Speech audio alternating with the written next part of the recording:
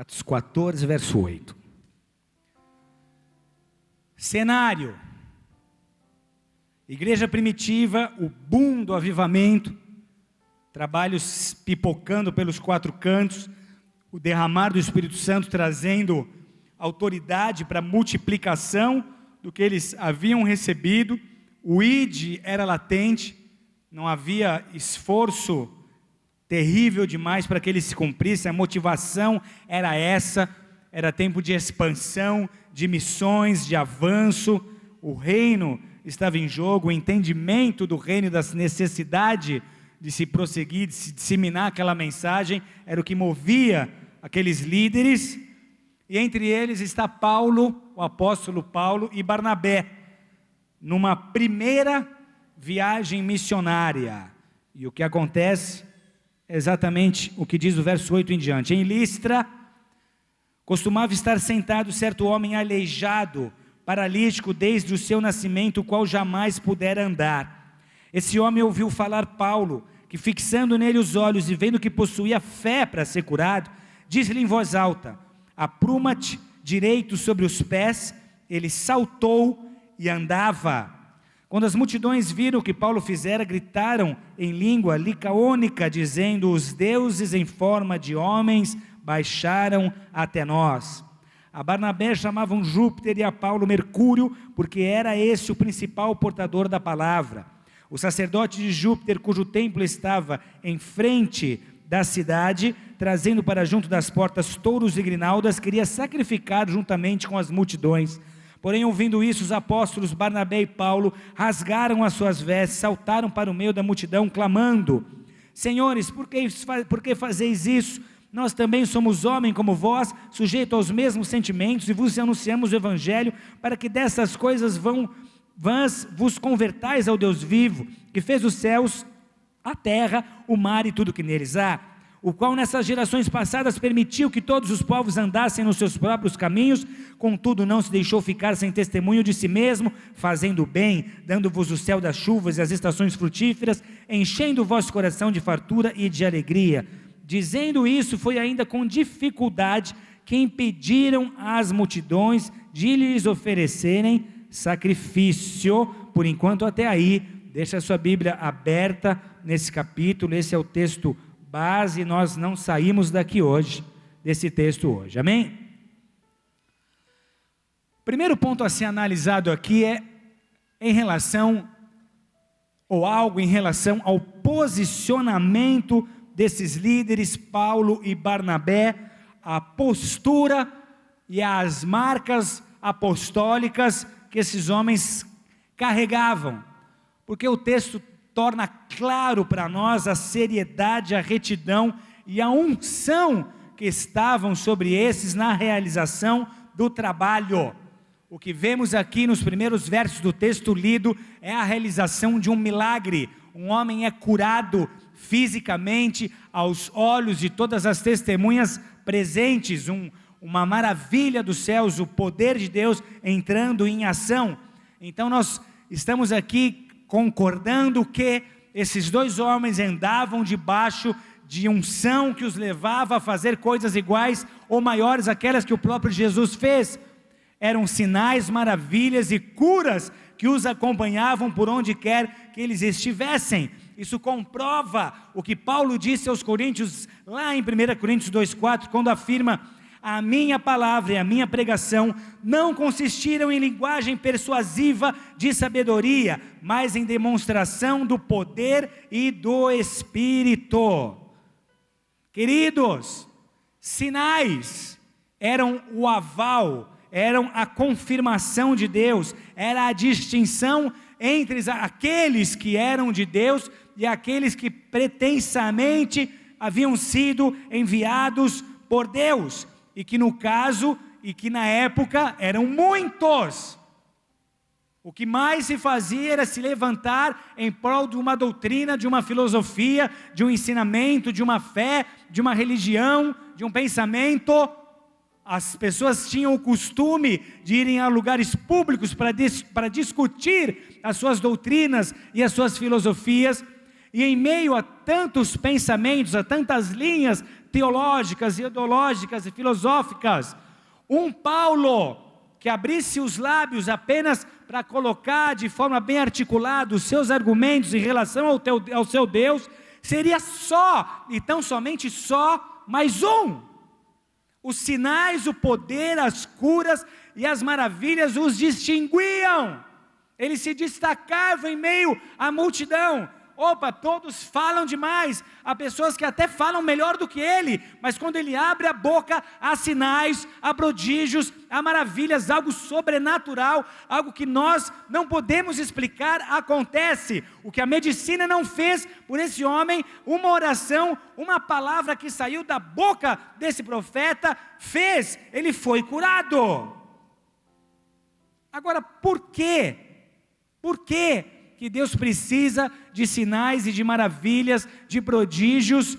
Isso vai ser cada vez mais latente daqui para frente, porque a exemplo do que foi naqueles dias, hoje o que mais se vê é a variedade de opções religiosas, é a variedade de distorções de textos bíblicos para fundamentar essas opções religiosas, e o que vai diferenciar a mensagem legítima e genuína do Evangelho. Se abram para isso, meus amados, é o poder, é a unção que Deus está derramando para os próximos anos na igreja no Brasil, e haverá um avivamento tal, que da mesma maneira que as pessoas eram curadas fisicamente naqueles dias, ou serão nesses dias também, na mesma intensidade que as pessoas eram tocadas e curadas, na mesma intensidade que havia milagres, nós proporcionalmente, em função do que é o tamanho da obra de Deus hoje, veremos também.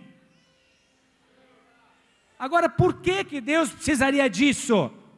Porque o homem natural tem habilidade, tem eloquência, tem poder de argumentação, de convencimento, ele fala o que quer, amém? Tem censura para aquilo que você fala?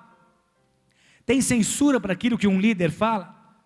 Tem censura para aquilo que um líder religioso fala? Seja ele quem for, ele fala o que quer, e muitas vezes pessoas sedentas de respostas, de alívio para a sua dor, assimilam aquilo como algo vindo do céu, como algo vindo de Deus. Então, quem garante que aquela palavra vem do céu é o próprio Deus. A diferença é a unção, a diferença é a presença, a diferença é a vida que aquelas palavras te trazem, a diferença são os efeitos que elas produzem na sua mente, nos seus sentimentos, no seu coração e principalmente no seu espírito. Pois qualquer ser humano pode falar a sua mente, pode te emocionar, mas só a palavra de Deus, ungida pelo Espírito Santo, pode e é capaz de ministrar o seu espírito. A diferença é a unção, diga, a diferença é, sempre foi e sempre será a unção. Então quer saber onde Deus está? Quer saber onde Deus está se manifestando? Quer saber onde o teu espírito será vivificado? Onde a palavra vai alimentar a sua alma? Comece a se fazer perguntas do tipo: onde está o fogo? Há curas, há sinais, há poder, há salvação, há vida, há milagres, há retidão, há seriedade. Essas respostas vão te mostrar o lugar que Deus estará te ministrando, te abençoando, te enchendo, te ajudando. Como é que eu posso saber que o Senhor é comigo? Moisés perguntou. Eu vou ser enviado ao mais poderoso líder dos meus dias, o faraó no Egito, para dizer que a sua economia será desestabilizada, porque o povo que lhe serve como escravo precisa ser liberto. E um faraó que já me perseguiu, porque eu já fugi do Egito, eu vou ter que voltar para lá e enfrentar essa condição. Quem garante até que o povo vai confiar que a minha palavra vem de ti, que eu estou em teu nome? Quem garante que eles vão acreditar que eu sou um enviado teu, um enviado do Senhor? E qual foi a resposta de Deus? Diga ao povo que eu sou, quem sou. Em outras palavras, eu estarei contigo. E o que confirmou e convenceu a unção e a chamada de Deus para liderar Israel. Se eles tão somente trouxessem uma ideia, um testemunho em relação à experiência dele com a sarça ardente, ele não convenceria 10% do povo, porque eles estavam acomodados à sua condição de escravos. O que fez com que esse homem fosse respeitado pela sua unção, pela sua chamada, foram os milagres que ele começou a operar. Na primeira vez que ele confronta o faraó, e ele diz não, vocês sabem o que acontece? Pelo poder que há no Espírito Santo, as águas do rio Nilo se transformaram em sangue, e aí todo mundo já parou para pensar, ei, não é uma ideia qualquer, não é uma argumentação qualquer, não é mais um que veio com uma proposta de me ajudar, de me libertar. Há um Deus por trás dele, há uma diferença aí, eu preciso reconhecer isso. Paulo andava debaixo de unção, de autoridade, de poder. Êxodo 3,14, depois lá em casa, Moisés fluindo nessa unção. Há um posicionamento desses homens, e ele pode ser evidenciado pelo serviço, porque eu posso ter unção, eu posso ter chamada, eu posso conhecer a minha missão, mas o meu posicionamento pode enfraquecer essa missão. Se eu não assumo a minha responsabilidade, se eu não ando com disciplina, se eu não me esforço para cumprir aquele propósito, eu posso estar negligenciando a minha missão e negligenciando a minha chamada. E o que nós vemos aqui é Paulo e Barnabé servindo. Repita comigo, a verdadeira liderança é aquela que serve. Eu sei, talvez soe como um paradoxo para ti, para os teus conceitos desse século, mas Jesus foi enfático. Ele disse em Marcos 10,45, o Filho do Homem não veio para ser servido, mas para servir e dar a sua vida em resgate de muitos. A verdadeira liderança é aquela que, ao descobrir os seus dons, a usa para benefício dos próximos e paga um preço por isso. Jesus serviu a humanidade cumprindo a sua chamada, a sua missão era dar a sua vida em função da necessidade que a humanidade tinha de perdão dos seus pecados. Então diga para o seu vizinho, essa é a chave, o segredo da grandeza está no servir. No servir está toda a satisfação que você não encontra quando é servido. No servir está toda a alegria que você não sente quando é servido. Se você viveu até hoje procurando ser servido, experimente aceitar esse conselho bíblico, passe a servir as pessoas. Use o seu dom e cumpra a sua missão em favor dos próximos, dos seus familiares, dos seus amados, dos seus filhos, da sua sociedade, da sua geração, da sua cidade, da sua nação. Você vai perceber que a recompensa é muito maior do que a simplesmente financeira. Nós vemos esse Paulo usando o seu dom com essa alegria, ele nunca o fez em benefício próprio, ele não fez uso da graça, da visibilidade que a unção confere para os seus interesses pessoais, ele não tentou transformar o seu ministério num business, pelo contrário, ele se doou, ele se esforçou, ele se sacrificou, houve preço a ser pago.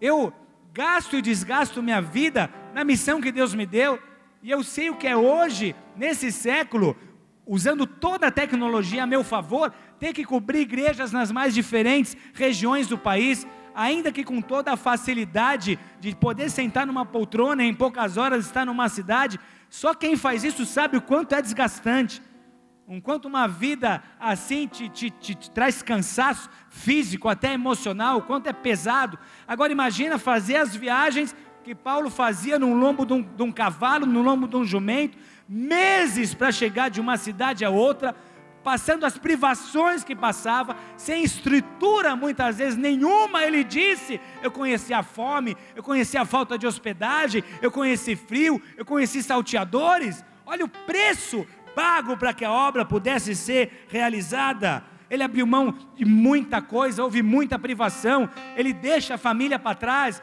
porque ele pensa nos próximos, ele pensa na sua missão. É preço alto que está sendo pago, diga preço alto. Nada acontece de uma hora para outra, nada acontece sem esforço. Tudo que você contempla, todo o resultado, se você olha para uma empresa e vê aquele empresário bem sucedido, não creia você que ele foi beneficiado pelos astros ou por qualquer outra circunstância. Houve trabalho, houve envolvimento, houve dedicação, houve uma visão, muito suor foi derramado, é muito ardor ali envolvido. Se você olha para um ministério assim, não pense você que veio um anjo de uma hora para outra e fez algo acontecer. São anos de trabalho, de dedicação, de doação, todo o resultado de uma vida de sacrifício. Se você olha para a sua própria vida e para aquilo que você construiu, só você sabe o quanto foi duro e o quanto você batalhou para estar onde você está hoje. E o que nós vemos aqui é que apesar de todo esse preço, ele continua servindo. E nós reparamos que ele não reteu a glória que era só de Deus. Porque se você vai lá no verso 12 e 13, você vai perceber que o povo, depois de eles terem realizado um milagre, poxa, esse homem foi curado, todo mundo sabia que ele era enfermo, ele levantou e andou aqui na frente de todo mundo. Eles começam a ser quase que idolatrados. As pessoas começam a chamar-lhes por nomes de deuses da mitologia grega. E o sacerdote deles já corre para pegar sacrifício, que ele queria acender incenso, sacrificar e matar animal, derramar sangue em culto a Barnabé e Paulo. Os homens quiseram transformá-los em deuses da mitologia. E o serviço e o posicionamento verdadeiro é provado no exato momento em que eles resistem a toda a tentação de serem elevados à condição de ídolos. Eles correm a rasgar suas vestes e a ministrar ao povo. Nós somos como vocês, nós temos as nossas faltas, nós temos as dificuldades, nós somos sujeitos à mesma tentação. Há uma unção sobre as nossas vidas, há autoridade, mas eu não sou seu Deus, eu não sou seu intermediário para que você possa se comunicar com Deus, eu não sou esse ídolo que você espera que eu seja. Me tire dessa posição já, eu não vou aceitar o seu sacrifício, você não vai me idolatrar. Resistiram a toda a tentação de serem elevados à condição de ídolos, e todo o benefício e todo o proveito que eles poderiam tirar daquela situação. Vocês já viram desenhos animados mostrando a cena? O personagem chega numa ilha e de repente o levaram à condição de rei. Ele é servido o tempo inteiro, ele faz o que quer, ele escolhe o que vai ser. Ídolos fazem isso, eles podiam se acomodar aqui. Poxa, nos elevaram à condição, vamos parar de viajar no campo missionário, aqui ficou tão bom. Então dê-nos uma condição para nós nos estabelecermos, tragam-nos presentes, venham nos mimar, é isso mesmo, nós vamos aceitar isso que vocês estão nos impondo. E quantos homens de Deus têm caído exatamente aí? Se deixado possuir por esse desejo de ser idolatrado. Salomão, o homem mais sábio e rico de Israel, disse: vaidade, tudo é vaidade. Homens que conheciam a sua posição, eles davam toda a honra e toda a glória recebida a Deus e tão somente a Deus. Diga, só Deus, em voz alta, só Deus é digno de toda a honra, de toda a glória e de toda a adoração. Em todas as suas conquistas, em todas as suas vitórias, não se esqueça de dar glória a Deus, porque nenhuma delas seria efetuada se não fosse a mão de Deus e a bênção de Deus sobre a sua vida. Você não chegou onde chegou e não fez o que fez sozinho. Se Deus não fosse contigo, a tua história teria sido outra. O que vemos no texto é que, ainda que aprovados por Deus, que ainda que com seu coração reto diante do Pai, que ainda que fazendo as escolhas certas, eles não puderam e simplesmente não puderam evitar a perseguição. Leia comigo Atos 14, verso 19, diz o texto: Sobrevieram, porém, judeus de Antioquia e Icônio, e instigando as multidões e apedrejando a Paulo, arrastaram-no para fora da cidade, dando-o por morto, por enquanto até aí. Incrível, incrível. Esses homens estavam a ponto de idolatrá-los, mas algo muito interessante acontece. Uma onda de perseguição de uma hora para outra os alcança. Jesus disse em Mateus 5, 11 e 12: bem-aventurados sois, quando por minha causa vos injuriarem e vos perseguirem, e mentindo disserem todo mal contra vós. Regozijai-vos e exultai, porque é grande o vosso galardão nos céus, pois assim perseguiram os profetas que viveram antes de vocês. Diga para o seu vizinho: nós precisamos despertar. Vai ser muita inocência da nossa parte achar que nós vamos andar debaixo de uma unção profética, apostólica, realizando as coisas que Deus nos manda realizar, cumprindo a nossa missão na nossa geração, como aqueles que antes de nós fizeram, sem viver o mesmo nível de perseguição que eles viveram. Diga para o seu vizinho: não seja inocente. Jesus disse: bem-aventurado vocês são, quando por causa da tua fé na minha palavra e no meu senhorio, você for perseguido, você for caluniado, você for hostilizado. Bem-aventurado, porque os outros que vieram antes de vocês passaram por isso e escreveram história.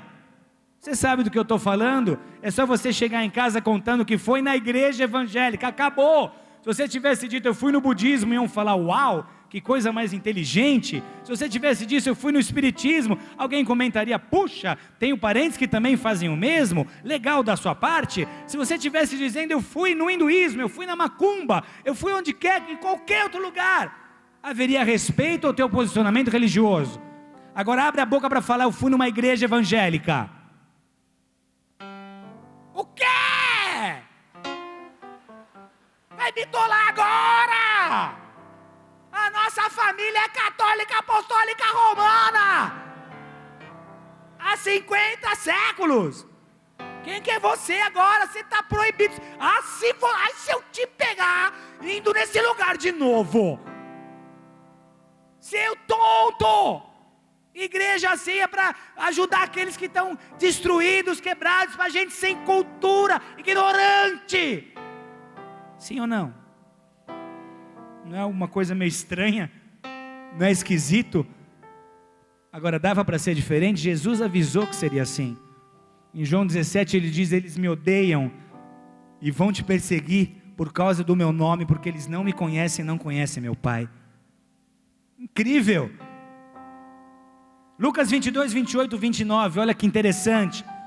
Vós sois os que tendes permanecido comigo nas minhas tentações. Olha o que Jesus diz para os seus seguidores: vocês são aqueles que estão permanecendo comigo nas minhas tentações. Assim como meu Pai me confiou um reino, eu vou-lo confio. Que palavra maravilhosa. Sabe o que Jesus está dizendo? O turbilhão vai te alcançar. Você vai saber na pele o que você lê na Bíblia. Mas se você permanecer, se você for fiel, se você perseverar, o mesmo reino que eu recebi do meu Pai, eu te entrego. Sabe o que isso significa? Que toda a perseverança diante das dores de parto gera e sempre gerou autoridade e poder.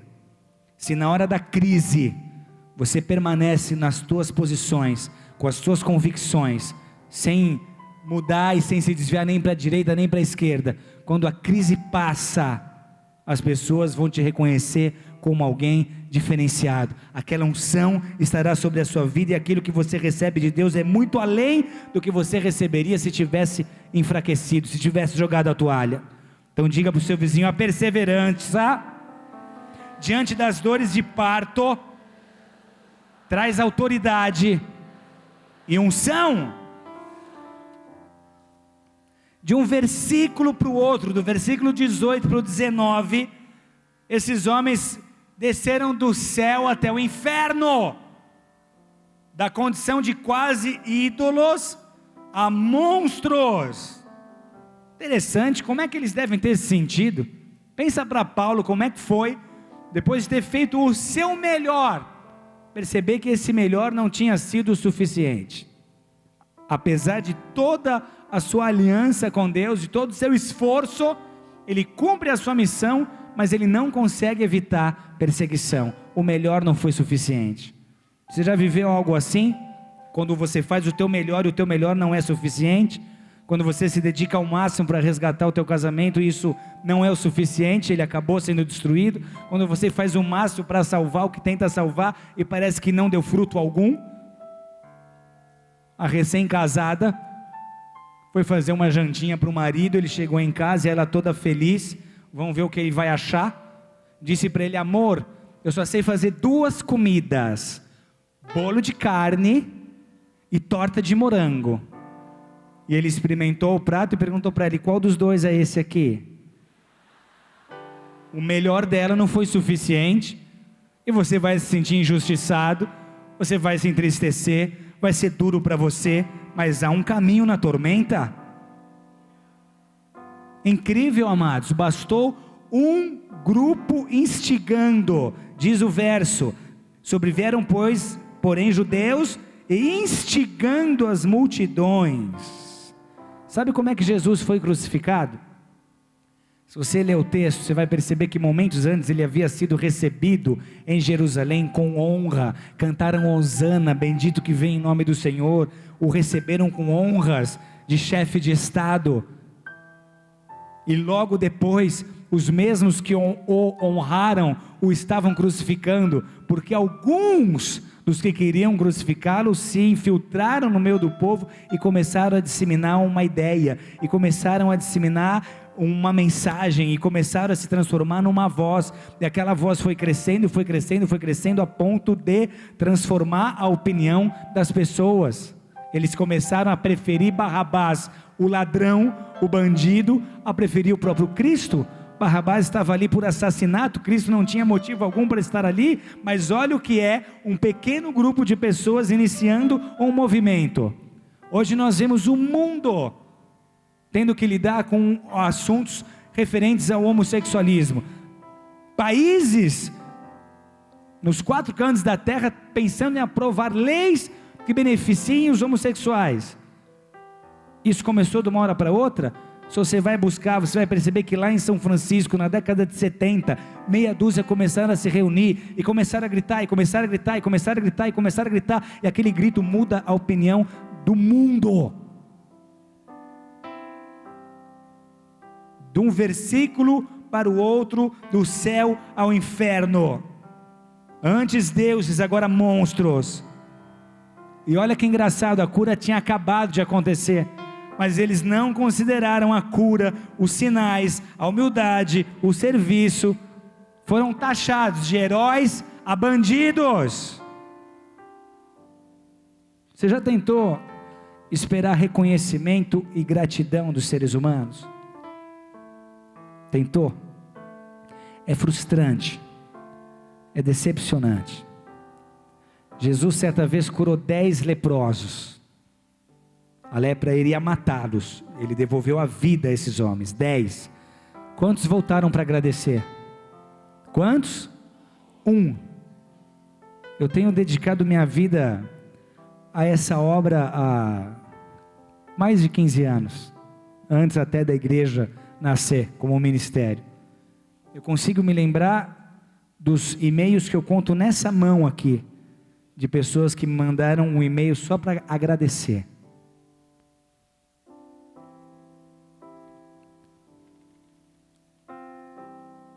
Porquinho era amigo do cavalo. O cavalo corria para baixo e para cima, trabalhava na fazenda, o dono gostava muito dele, só que um dia ele machuca a pata. E o dono disse: se ele não se recuperar, eu vou ter que sacrificar. O porquinho escutou isso. Aí o porquinho vem, se aproxima do cavalo e começa a encorajar. Pô, cavalo, Você precisa se levantar, os caras vão te matar. Aí o cavalo dá uma reagida, deixou aquela palavra entrar no seu coração. O veterinário veio e falou: o cavalo melhorou. Aí o dono falou: vou dar mais uma semana, senão eu vou matá-lo. Por quem escutou isso, ficou preocupado: vou perder meu amigo cavalo. Foi lá: ô cavalo, deixa eu fazer uma oração por você aí, cavalo. Porque eu era pentecostal, já saiu dando umas rajadas em língua. O cavalo já recebeu, melhorou um pouco. Aí o veterinário voltou e falou: esse cavalo está melhorando. O dono disse: então vou dar mais uma semana. O porquinho foi, ajudou, encorajou, treinou com o cavalo, fez o que dava para salvar o cavalo. No outro dia que o veterinário chega, ele vê que o cavalo está curado, ele avisa o dono da fazenda, e o dono da fazenda grita: oba, o cavalo foi curado, vamos matar um porco para fazer um churrasco. É assim que as coisas são. É incrível. Esperar reconhecimento e gratidão é terrível.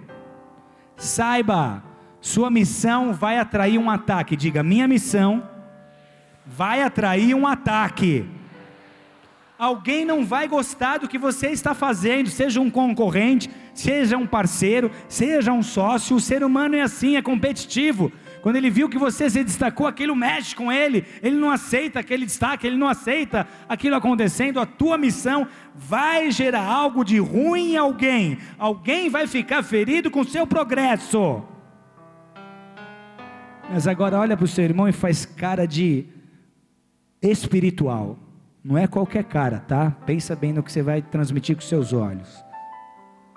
Você não está fazendo cara de... Sobe aqui para o pessoal ver essa cara.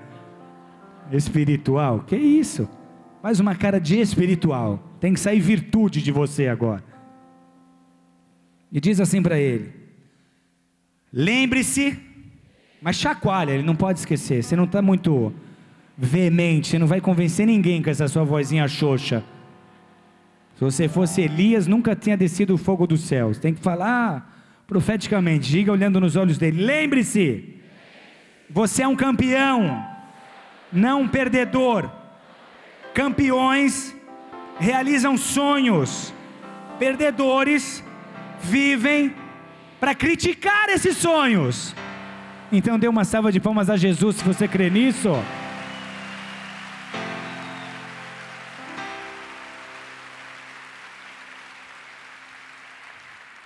Diz para ele: não seja loser. Seja produtivo, tenha foco, não perca tempo se justificando. Na verdade, perdoe aqueles que estão te perseguindo, perdoe aqueles que estão te prejudicando, porque na verdade eles estão te ajudando, mais do que você imagina. Quando você é perseguido, quando você é atacado, sabe como você tem que interpretar esse ataque? O meu inimigo acredita que eu sou capaz de chegar no lugar que me propus a chegar.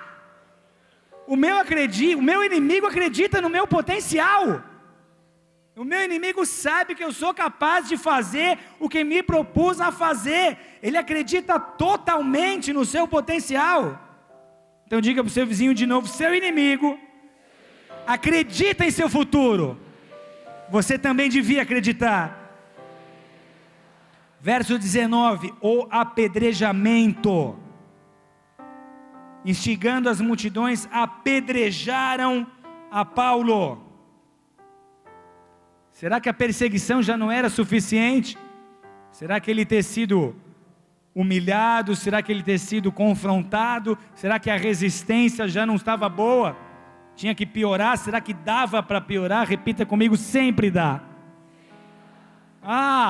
Achei uma lesma no meu x-salada. Dá para ser pior que isso? Dá, ia ser muito pior se você achasse meia lesma.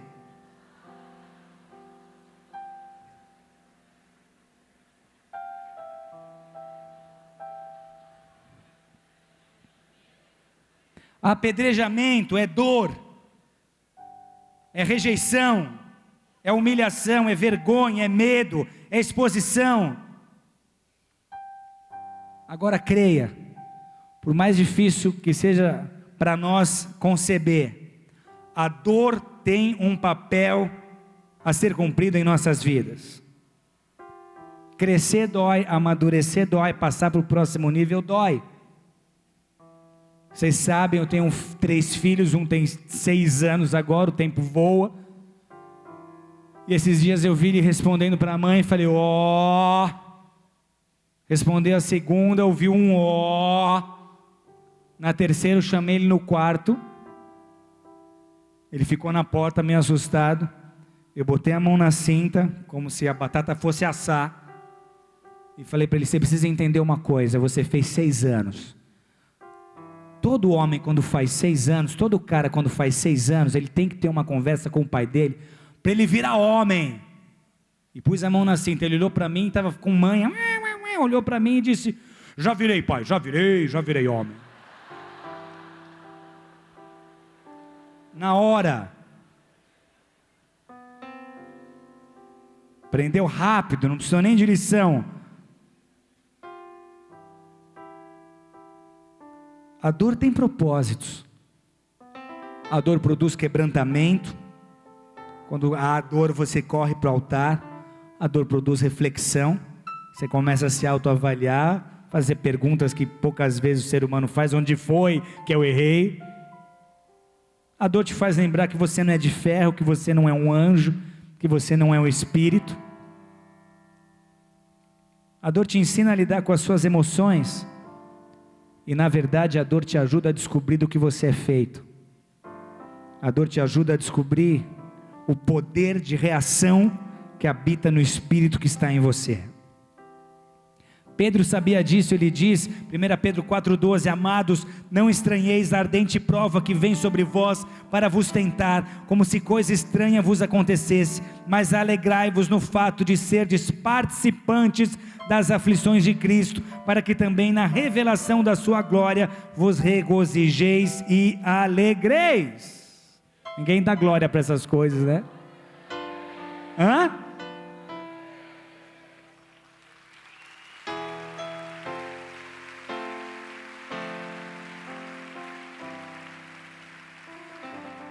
O incrível dessa mensagem, desse texto, verso 20. Verso 19 diz que o povo o deu por morto, o arrastaram para fora da cidade, esse morreu.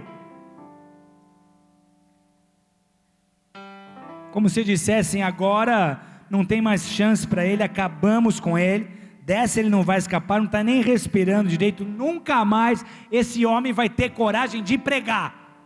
Ele tomou uma chacoalhada que agora ele vai botar o rabinho entre as pernas, vai voltar para lá de onde veio. Esse homem não tem coragem de abrir a boca aqui de novo, depois dessa lição que nós demos nele. Sabe o que o texto diz? Rodeando-o, porém, os discípulos o rodearam. Não sei se eles estavam dando 7 voltas, que nem Josué, profetizando alguma coisa, foram lá perguntar se ele estava bem, se ele tinha morrido mesmo, vão preparar o velório. Só que é incrível, amados, o texto afirma, rodeando porém os discípulos, levantou-se e entrou na cidade. Simples assim? Depois de ser apedrejado, você já levou uma pedrada? Você tem ideia do que isso dói? Eu já levei, você já levou? Uma pedrada, ele não levou uma pedrada, ele foi apedrejado, a ponto de ficar quase morto. E o que lemos aqui é que esse homem se levanta simplesmente e volta para a cidade. Das cinzas o homem ressuscita. Figuradamente, das cinzas, ele se levanta. Quando todo mundo diz, ele não dá mais nada, ele não reage mais, ele não consegue mais, ele se levanta numa força ainda maior, e volta para a cidade onde estavam aqueles que o haviam apedrejado. Que força é essa? Diga em voz alta, nem o inferno inteiro tem o poder de me fazer desistir.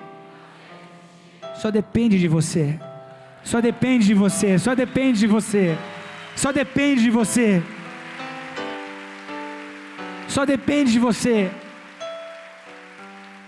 Ele não era robô, ele tinha emoções, mas ele leva essas emoções para a cruz.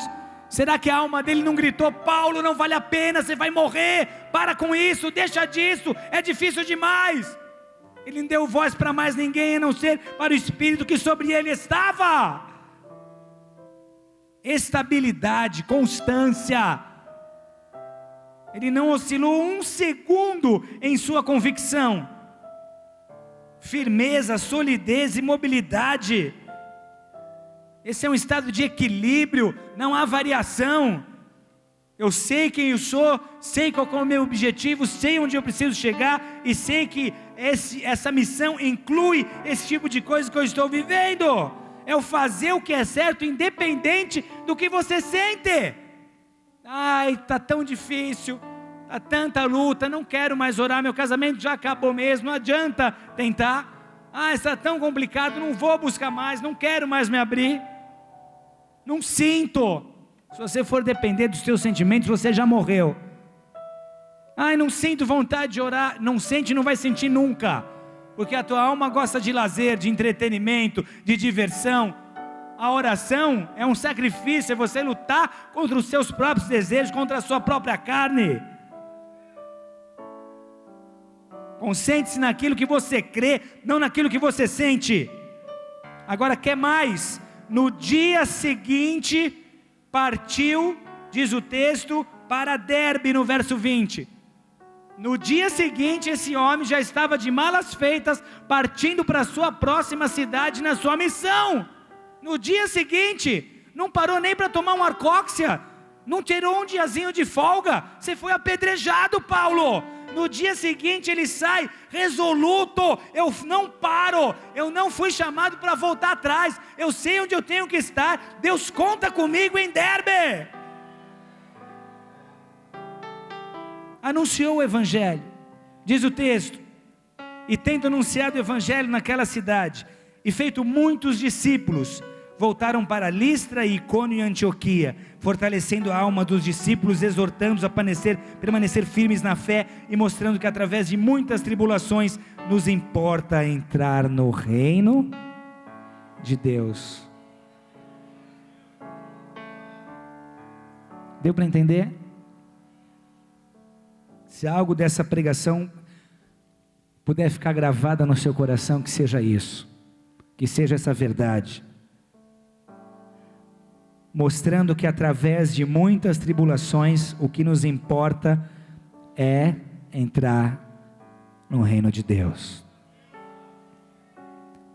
O final vai justificar todos os meios, todas as circunstâncias que você teve que enfrentar para poder alcançar a linha de chegada ali.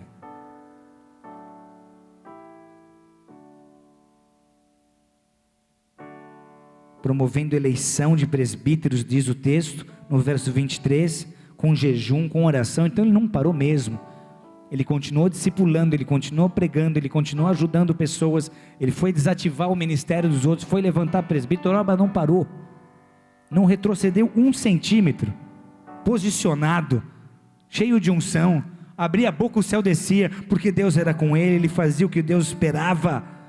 Não dava para Deus usar um menino chorão, dava?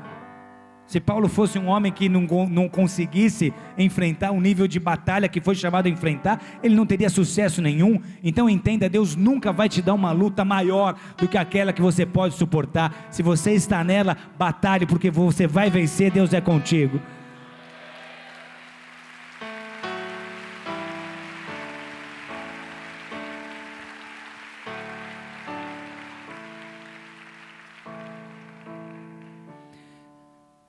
Verso 24 e 25 contam sobre outras cidades e outras missões que ele fez. No verso 26, e dali navegaram para Antioquia, onde tinham sido recomendados a graça de Deus para a obra que já haviam cumprido. Preste atenção agora. Ali chegados, reunida a igreja, relataram quantas coisas fizera Deus com eles. Chegou um dia que eles voltaram da missão e tiveram que prestar contas. Eles entregaram um relatório daquela missão.